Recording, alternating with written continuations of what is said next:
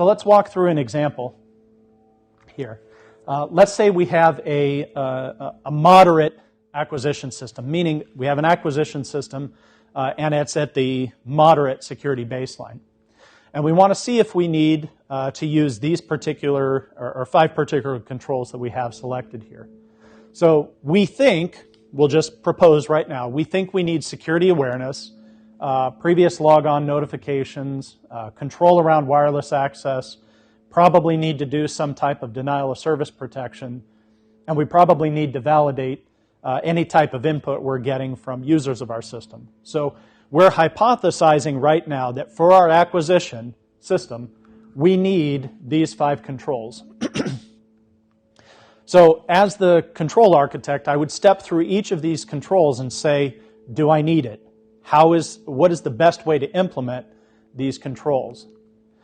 So if I take a look at AT2, the security awareness training, the control itself says that, I provide basic security awareness, blah, blah, blah, blah, blah. The point down here is highlighted in red, assignment, organization-defined frequency.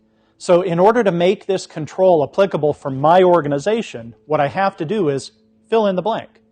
And what this is saying is, how often do I update this?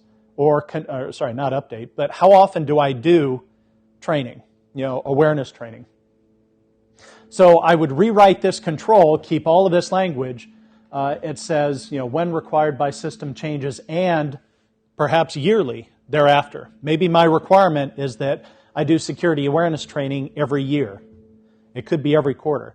But whatever that frequency is, I fill it out here, and now I've got a control that fits my organization. Now it's up to me to figure out, how am I going to implement this? Okay, well, I could arbitrarily say, let's build an awareness training, computer-based training module and track completion on a user-by-user basis. Check. We've got this control down and we're ready to go. Let's look at AC9, previous logon notification. Because I'm a moderate baseline, I'll know from my guidance that this is not required from a baseline perspective, but me as an organization, I require making sure that users know when they last logged onto the system. And so because of that, I choose to implement this particular control, and as part of the tailoring process, come up with the organization-defined parameters for this. So what I'm saying is that, yes, this is required for me as an organization, so we're going to do it. How are we going to do that? Well, the implementation plan might be show on the welcome screen, display the last login and the number of failed login attempts. Then I'm going to test it, and then I'm going to deploy it. That's my control implementation plan. So I've said for AC9 now, we are going to implement it. Here's our organization-specific guidance for implementing this control. Wireless access. AC18, well, we have no wireless components as part of our acquisition system. So I know right away that this control I don't need, and I can immediately cross it off and scope it out of our baseline. So that's an easy one to mark off. Denial of service protection. I know that as part of my acquisition system, because it sits on the World Wide Web, I know it sits out there, it's publicly accessible, I probably ought to have some type of denial of service protection for this system. But I recognize the fact that in my organization, we have an agency, a parent agency, that controls all boundary access to and from our networks. So that means that my acquisition system really isn't sitting out there on the internet with with no protection. There's a boundary layer. It's not managed by me. It's managed by my parent agency. But they manage that. And so my denial of service protection control is actually met by my parent organization. I don't have to do it. That's a good example of a common security control. So the parent organization has decided to implement this denial of service protection. So all of us as individual businesses or organizations don't have to implement it ourselves. And then the last one here, information input validation. Well, I know I should do this, and I don't have to do any of the enhancements on it, all I need it to do is make sure that the information system, as users are putting information into the system, I need to make sure that it's actually checking that information before sending it to the underlying database. So what am I going to do? Well, my implementation plan is that I'm going to send all the input fields on our site through some type of validation routine. And it's going to look for SQL injection, attempts, scripting, HTML codes, whatever the case may be, and strip all that out. And that's my particular organizational tailoring for this control. And so what I've done is I've gone through each of these controls and said, I need it, I don't need it, what particular enhancements do I need on it? I get all done with that, it's important to document what I've done.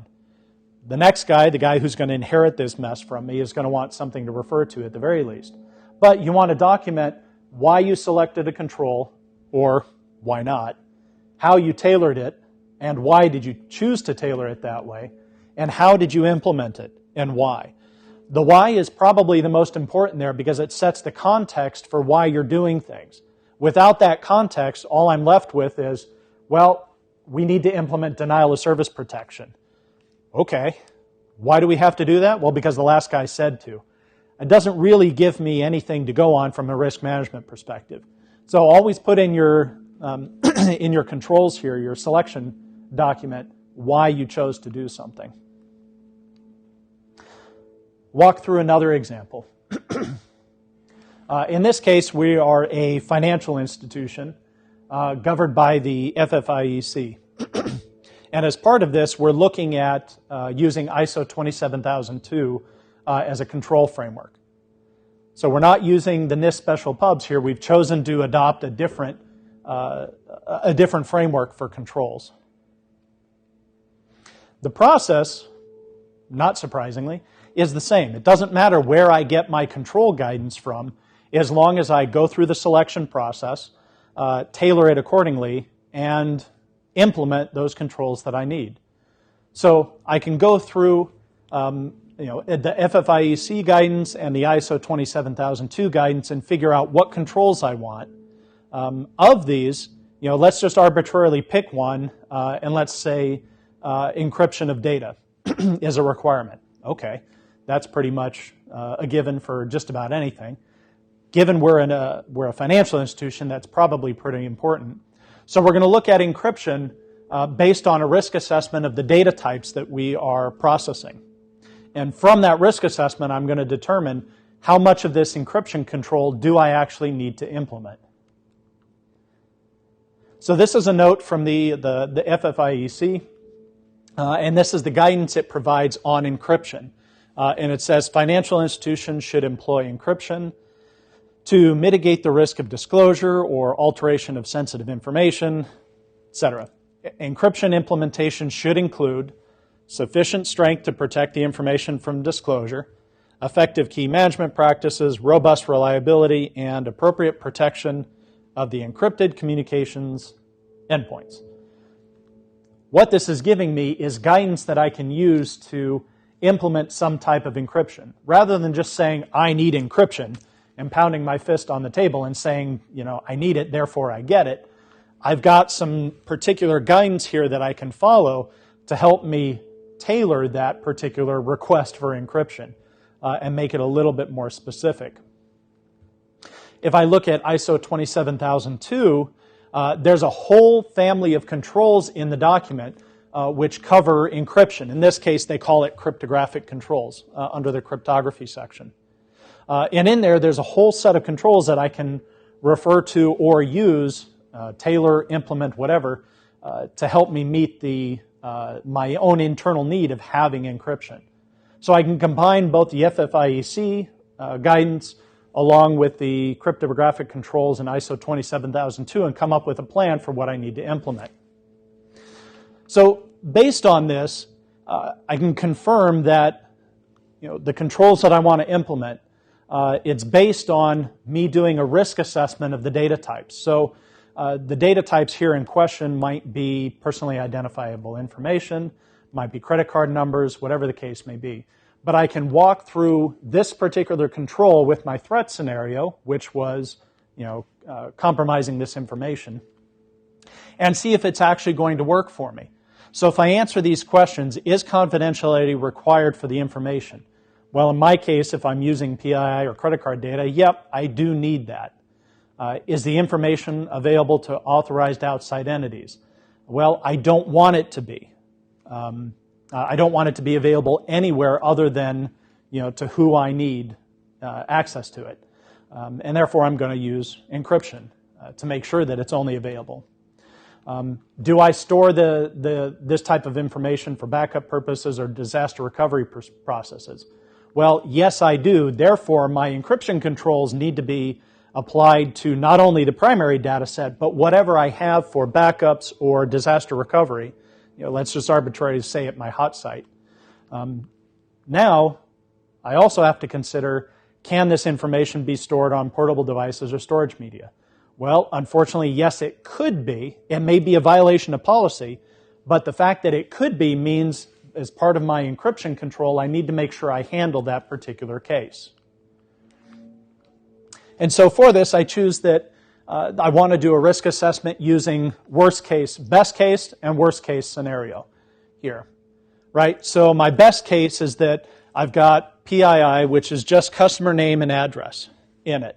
So I've got that file, and I'm going to walk through my risk assessment. Is it available to authorized outsiders? Could it be put on a USB drive? If it could, is that a big deal to me? Well, my risk assessment, I would rate that as low impact, because customer name and address, is that a big deal if that got out? Maybe not. You can't really do anything with that, and it's all public information anyway. Might look bad on me for having a data breach, but maybe that's not such a bad thing. Compared to my worst case analysis says, I've got customer bank account records, social security numbers, account numbers, PIN numbers, names, email addresses, phone numbers. What happens if that gets out? That's a big deal. So my risk assessment says that is a high impact area. And so using these two risk assessments, I can walk through what type of controls do I need to put in place with respect to encryption. And I can tailor this now based on my worst case scenario, because I've determined that if I meet my worst case scenario, my best case scenario, I don't have to worry about it all. But the thing that concerns me as I go through this assessment could be if that file was copied onto a USB drive or left on a laptop somewhere. Is that a concern? Yes, it is a concern. So how do I mitigate that with my encryption control? Maybe I look at BitLocker or full drive encryption or something like that. And so I ask this question as I'm tailoring my control here. Should encryption be put on all devices? Should it be mandated for all devices or equipment? All laptops, all USB drives, everything has to be encrypted at rest. And I can make that statement because I've done the risk assessment. I know this is a high concern area for me, and so I know that as I put in encryption, I really want to be able to do that. And then the last part here, of course, is making sure that any type of metrics reporting that you have is actually useful and relevant. You want to make sure that if you implement encryption across your laptops or your drives or something like that, that you also implement a corresponding monitoring program to make sure that the controls you're putting in place actually work. This might be, like a test of, we copied some files to this USB drive. We take the drive, put it in a non-affiliated laptop, and see if we can actually read the information. If I can't read the information, I know my control is working perfectly and doing exactly what I hoped it would do.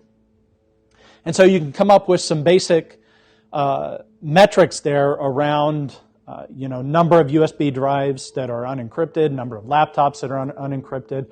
But it shows you not only how effective your control is at protecting the underlying risk it was meant to address, it's also showing how prevalent the implementation is across your system. So you can see as like here, we'll just pick the number of unencrypted laptops.